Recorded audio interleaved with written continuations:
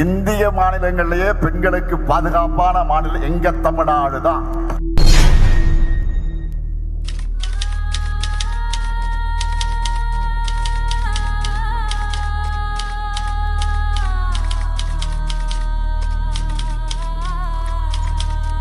பெண்களுக்கு எதிரான கொடுங்குற்றங்களை தடுக்க தவறிய திறனற்ற திமுக ஆட்சியை கண்டித்து தேசிய ஜனநாயக கூட்டணி சார்பாக நாமக்கல் மாவட்ட பஜக மகளிர் அணி நடத்திய கண்டன ஆர்ப்பாட்டம் இன்று திருச்செங்கோடு அண்ணா சிலை அருகில் நடைபெற்றது.